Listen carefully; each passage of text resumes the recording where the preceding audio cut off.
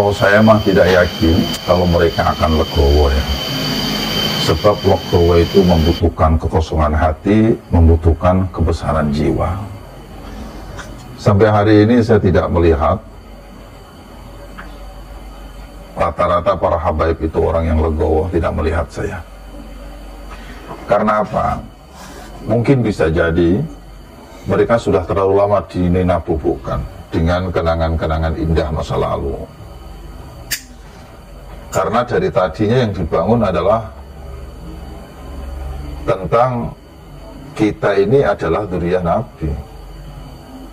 Sehingga setiap berbicara Ahlul Bait merasa dirinya adalah orang yang paling dzurriyyahnya. Kan begitu. Betul tidak? Apa yang terjadi kemudian? Memanfaatkan agama untuk kepentingan-kepentingan mereka. Yang saya khawatirkan justru terjadi pencucian otak kepada orang-orang yang kosong model kita begini nih. Dengan menggunakan doktrin-doktrin atau pembelokan-pembelokan hadis yang berkaitan tentang dzurriyyah Nabi Shallallahu Alaihi Wasallam. Kemudian apa yang dibangun narasinya? Yang dibangun narasinya itu begini nih. Barang siapa meragukan tentang dzurriyyah Nabi, tidak percaya, memutuskan, maka dia tidak percaya adanya auliaullah, yaitu para wali-wali Allah, yaitu para kekasih-kekasihnya Allah. Nah, barang siapa tidak percaya kepada aulinya Allah, maka dia tidak percaya kepada kebesarannya Allah. Atau bahasa yang sejenis lah ya. Barang siapa tidak percaya kebesaran Allah, maka dia berarti menolak, berarti dia bermusuhan atau memusuhi Allah. Barang siapa memusuhi Allah, maka dia seolah-olah mengajak perang. Wah, yang diajak perang Allah lagi. Begini nih yang saya khawatirkan. Apa yang terjadi? Ya kelompok-kelompok. Orang-orang kosong model kita zaman dahulu kan kalau sudah didoktrin begini kan kelompok-kelompok. Sudah tidak bisa bergerak dan berkutik. Apa yang terjadi kemudian? Kita anggap sebesar apapun kesalahan oknum-oknum habaib itu, kita anggap seperti dimaksum oleh Allah. Padahal tidak ada yang dimaksum kecuali Allah Subhanahu wa Ta'ala. Dan yang sampai hari terjadi adalah kemudian timbullah perilaku kesemena-menaan daripada oknum-oknum habaib. Kan begitu. Dan yang paling tidak mengenakan adalah ketika mereka menggunakan narasi dan doktrin-doktrin seperti begini. Dari zaman dahulu, para alim, para ulama, guru-guru kita, dari mulai Mbah Syekh Nawawi Banten, kan begitu biasanya. Dari Hadratus Syekh Mbah Khalil Bangkalan, dari Hadratus Syekh Mbah Hasyim Asy'ari, dari Hadratus Syekh Mbah Mun Sarang, kan biasanya begitu yang dipakai, yang digunakan nama-nama kebesaran guru-guru kita, yang kalau kita mendengarnya sudah kelopak-kelopak kita. Tidak ada mereka yang berani untuk mengoreksi nasab para habaib. Ini orang baru kemarin baru punya kitab 1, 2, 3 sudah berani mengoreksi nasab habaib. Kata-kata itu didengar oleh orang-orang yang polos pada kita. Apa yang terjadi adalah su'udzon, prasangka buruk, seolah-olah kiai-kiai yang meragukan nasab mereka adalah kiai-kiai yang su'ul adab kepada guru-gurunya. Betul tidak? Padahal kalau kita mau jujur, saudaraku yang baik, saudaraku yang beriman dimanapun berada, zaman dahulu dan sekarang itu kenyataannya beda. Dulu saya temui zaman saya masih kecil ya, kalau ketemu habaib itu bawaannya adem, ayem, tentrem, enak, alim, nasihatnya itu mencerahkan. Dulu ada habaib yang di daerah kita itu, namanya Syekh Hamzah Asyato. Itu beliau saja saking tawaduknya kepada kiai-kiai yang ada di daerah, ada di kampung saat itu, nggak berani mendirikan pesantren. Yang beliau dirikan itu masjid untuk berkumpulnya para jamaah untuk sholat bersama. Bukan apa-apa, bukan karena beliau tidak punya ilmu alim, beliau ini hafidz Quran, tapi karena tawadhu. Susah dibayangkan lah bahasanya lah, kepada para kiai, para alim, para ulama di kampung setempat. Apa yang terjadi? Para kiai, para alim, para ulama di kampung atau di daerah dimanapun berada itu, mereka itu punya prinsip ketawaduan itu menjadikan hati kita meleleh dan harus dibahas dengan ketawaduan yang sama, sehingga tidak ada alasan bagi mereka untuk mengingkari tentang nasab mereka. Ditambah lagi dengan syuhrah wal ifadah, mereka sudah meyakini masyhurnya, mereka sudah berhusnudzon masyhurnya mereka itu adalah orang-orang yang alim, yang tawadhu, adalah pantas sebagai dzurriyyah Nabi Shallallahu Alaihi Wasallam. Tapi yang sekarang terjadi kan beda. Mengaku dzurriyyah Nabi, congkaknya melebihi kecongkaan yang paling congkak. Akhlaknya tidak terjaga, lisannya menyakitkan hati, tutur katanya memprovokasi. Tidak enak diomongin lah. Kan semua bisa melihat sendiri itu yang ada di YouTube. Apa yang kemudian terjadi? Ulama-ulama kiwari, ulama-ulama zaman sekarang kan bertanya-tanya, apa benar sih orang model begini ini dzurriyyah Nabi? Ditambah lagi dengan masalah pernasaban itu sudah ada sejak dari zaman bahula, sudah ratusan tahun bahkan ribuan tahun yang lalu. Akhirnya para ulama-ulama yang punya keberanian dan alim ulama punya ilmu inilah, mereka membuka kembali kitab nasab dan benar ditemukan bahwasanya dzurriyyah Sayyid Ahmad bin Isa tidak ada ditemukan di kitab-kitab yang tahunnya mendekati tahun saat itu adanya seorang putra beliau yang disebut sebagai Ubadillah atau disebut sebagai Abdullah. Itu kan diselidiki, dikaji ulang, akhirnya saya menamakan itulah yang disebut dengan khasanah ilmu. Timbullah keputusan sekarang, sebagian menganggap rungkat, munqati', tidak tersambung, tidak ada, diada-adakan. Bahkan dalam beberapa kitab itu tersambung melalui mimpi yang seperti pernah saya sampaikan dulu. Beda zaman, dan itu biarkan saja sebagai hasanah ilmu pengetahuan. Maka yang lebih bagus adalah jika memang ada orang yang merasa dirugikan atas kajian-kajian yang ada, anggap saja kajian Kiai Imaduddin, maka mestinya dia sanggah dengan ilmu, atau kalau tidak ya sudah saja laporkan Kiai Imaduddin ke kantor polisi.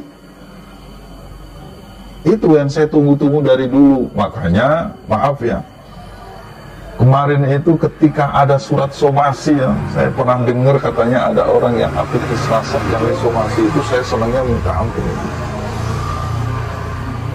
Sampai teman saya mau syukuran, mau nyembelih mentok. Ya karena memang permasalahan ini harus diselesaikan kedua tempat. Satu di pengadilan, dan itu pintu masuknya saya anggap dari somasi tadi. Tapi hanya kal kuciwa kecoa. Apa kecoanya? Ternyata somasinya itu adalah hoak. Ada tangannya katanya dipalsukan dan lain sebagainya.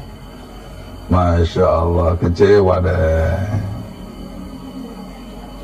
Tapi kami dengar katanya ada laporan dari sebagian dzurriyyah Wali Songo terhadap oknum habaib atas penyebaran fitnah atau hoak, nggak tahu, yang katanya laporannya sudah masuk ke kantor polisi.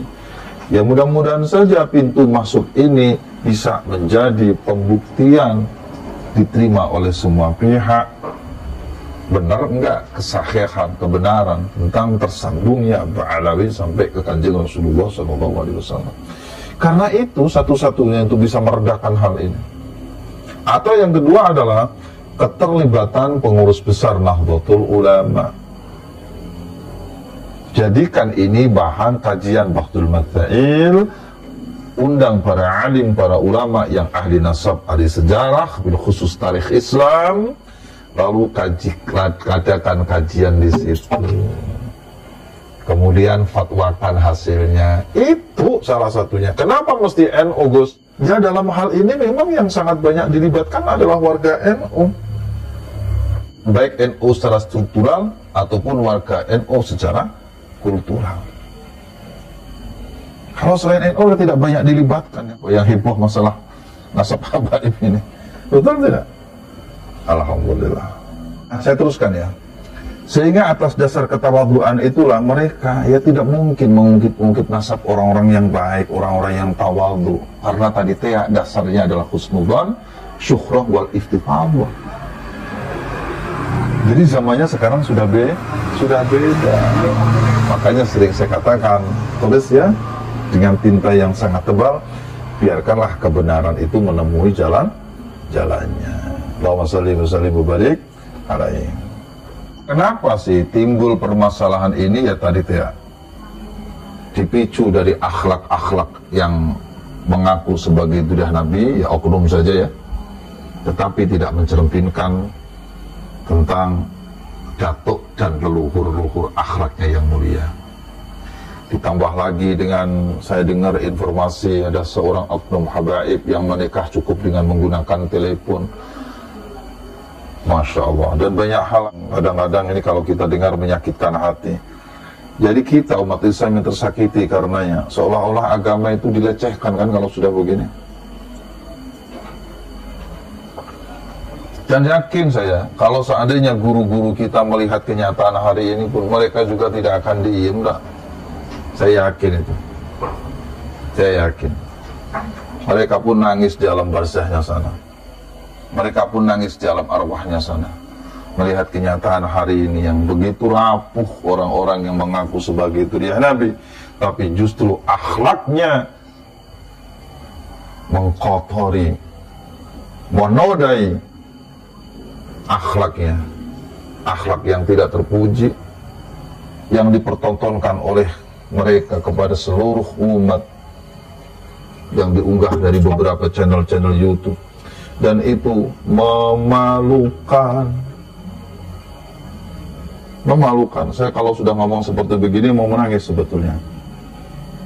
Nah, saudara yang beriman yang dirahmati oleh Allah Subhanahu wa Ta'ala, saya bersyukur kepada Allah. Akhirnya Allah membuka jalan kepada kita semua, bilkhusus melalui lisan, melalui ilmunya Kiai Maduddin, untuk berani menyelidiki, mempertegas, menanyakan kesahihan nasab mereka sampai kepada Rasulullah SAW, biar dunia tahu benar nggak orang-orang yang akhlaknya tercela ini pantas sebagai dunia Nabi, supaya mereka tidak menodai Rasulullah Muhammad SAW yang tentunya pasti melecehkan dan menodai agama.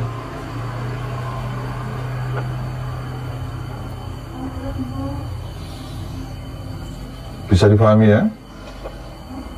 Sehingga kalau sudah mengadakan kajian dengan tiga, saya lihat nih ada tiga kajian yang utama. Satu dari ilmu nasab, ilmu sejarah, dan yang ketiga dari ilmu DNA. Lah kok yang begini-begini ini ada orang nyeletuk. Udah kita mubahalah. Ini orang makan kecubung dari mana ini? Ini orang kesambet dari mana ini? Mereka tidak faham tentang kaidah-kaidah dan dasar-dasar mubahalah, ujuk-ujuk mengajak mubahalah. Akam, ya, Ujang, ini bukan masalah mubahalah. Ini masalah ilmu, bukan fitnah. Jika memang ada yang merasa dirugikan, tidak terima, maka dua hal tadi lakukan. Satu, laporkan keimat kepada polisi. Atau yang kedua, minta supaya orang-orang yang dirugikan ini membuktikan kebenarannya, membantah apa yang dilakukan oleh Kiai Imad, baik di forum-forum resmi ataupun di tempat-tempat lain. Tetapi jangan provokasi, jangan kira-kira mencuci otak orang sehingga timbul kalimatnya adalah kalimat mereka memfitnah, mereka memecah belah umat. Justru yang memecah belah umat adalah mereka yang ketika dikritisi, diragukan kebenarannya, mereka diam saja. Kenapa yang dimaksud dengan diam aja? Kan ini jelas sasarannya adalah Rabithah Alawiyah sebagai organisasi para habaib Dzurriyyah Ba'alawi yang ada di Indonesia. Mestinya RA yang harus menginisiasi ketemu dengan Kiai Imad, sebab hakul yakin yang paling dirugikan di sini adalah RA, bukan pribadi-pribadi, apalagi ini para muhibin. Nah, saudaraku yang baik, kami tidak akan memanjang ceritanya, karena sebetulnya kami hadir silaturahim hari ini bukan ingin membahas itu. Kami hanya ingin membahas tentang beberapa poin yang kami tulis, yang intinya adalah sebagai hamba-hamba Allah yang masih memiliki kultur adat ketimuran, sehingga masih memiliki rasa, agama, dan tabiat serta budaya-budaya mulia. Sebagian dari saudara-saudara kami menyebut dengan belak-belakan bahwasanya nasab Ba'alawi munqati', rungkat, putus. Akan tetapi kami tetap menyatakan atas dasar keputusan bersama dari Kutraswala Pertemuan Benda Kerep bahwasanya nasab Ba'alawi sampai hari ini masih tetap mukhtalafun fih, dengan catatan sebagai berikut. Tolong diperhatikan ge, nyun sewu. 1. Sambil menunggu musyawarah lanjutan dari episode berikutnya pertemuan di Benda Kerep yang sudah berjalan beberapa waktu lalu. Kenapa kami tidak sebutkan pertemuan Banten kemarin? Sebab pertemuan Banten ini kami rasa hambar. Hambar itu tidak memutuskan apa-apa, dan kami anggap penting tidak sebagaimana cerminan dari judul acaranya. Maka nyun sewu, kami tidak mempertimbangkan keputusan yang ada di Banten. Nyun sewu nggih, Gus, dan juga seluruh saudara-saudaraku yang ada di sana, bahwasanya apa yang nanti diputuskan dalam pertemuan berikutnya yang wajib dihadiri minimal 50% dari seluruh peserta yang hadir di Benda Kerep, itulah nanti yang akan kami taati keputusannya. Apakah keputusannya adalah munqati', rungkat, atau tetap mukhtalafun fih? Kumaha engkewe lah, cek orang Sunda banyak. Musarawana kita aja nanti ya.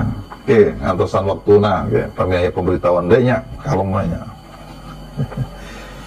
Catatan yang kedua, menurut saya ini penting diperhatikan. Meminta kepada Rabithah Alawiyah. Jadi isinya ini meminta saja lah ya. Kalau warning mah, terlalu tinggi bahasanya. Apalagi ancaman, apalagi peringatan, enggak lah. Ini memintanya, lamun cek bahasa nama, memohon, begitunya. Meminta kepada RA Rabithah Alawiyah dalam tanda kurung agar (2) 1. Menertibkan seluruh anggotanya atau siapa saja yang berafiliasi dengannya, baik perorangan ataupun lembaga, baik muhibin atau simpatisannya, supaya tertib dimanapun berada, tidak provokatif dan tidak mengadu domba antara Dzurriyyah Wali Songo dengan para habaib.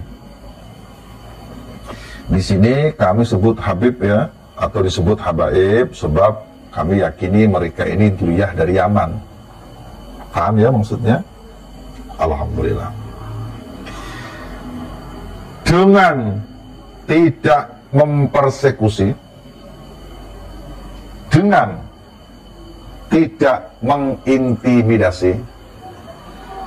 Nah, contoh intimidasi itu seperti yang kemarin ya, dilakukan ada ulama yang diputuskan oleh Dzurriyyah Wali Songo dan Aktif Nasab, kemudian ada oknum yang menolak. Nah, ini bagian daripada intimidasi itu. Tidak dijelaskan di sini. Saya ulangi lagi, tidak mempersekusi, tidak mengintimidasi siapapun terhadap para kiai yang kontra Ba'alawi sebagai dzurriyyah Nabi Sallallahu Alaihi Wasallam. Yang ketiga, memberikan pendidikan akhlak dan saya unggah, memberikan pendidikan moral kepada para oknum Ba'alawi yang lisannya tidak terjaga, akhlaknya tidak terjaga, tutur katanya menyakitkan, meresahkan, merendahkan para kiai dan masyarakat pribumi. Nun sewu, tolong diperhatikan ya. Kami berharap catatan-catatan ini sampai kepada beliau ya, yang kita maksud tentunya. Yang keempat, meminta dengan hormat kepada Rabithah Alawiyah agar melakukan seleksi, ya mungkin semacam screening ya, kepada para oknum-oknum habaib yang hendak beraktivitas di dalam dunia dakwah dan ceramah atas ilmunya, untuk dikoreksi, diperbaiki ulang agar kajian-kajian di dalam dakwah dan ceramahnya bisa berbobot dan tidak bercerita tentang halu dan doktrin-doktrin yang menjauhkan umat dari akidah. Yang kelima, menghentikan memutarbalikkan sejarah bangsa hingga pendustaan terhadap makam-makam keramat yang ada. Yang keenam, membantu menciptakan perdamaian, kedamaian, ketentraman, dan kenyamanan di bumi pertiwi ini, yakni NKRI, Negara Kesatuan Republik Indonesia, dalam segala tindak tanduk dan segala upaya.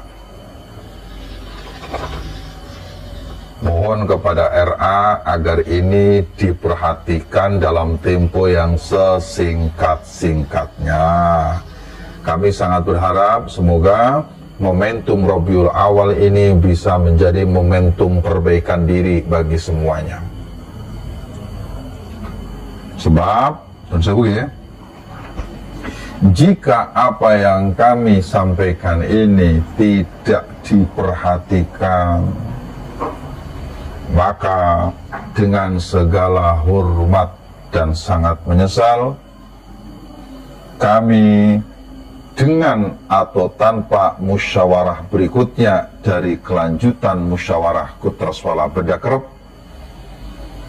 status mukhtalafun fih atas nasab Ba'alawi sampai kepada Kanjeng Rasulullah SAW akan kami tinjau ulang kembali dengan mempertimbangkan 3 hal yang seperti Kiai Imaduddin sampaikan, yaitu dasar dari kitab nasab, sejarah, dan DNA. Demikian kami sampaikan, semoga bermanfaat. Assalamualaikum warahmatullahi wabarakatuh.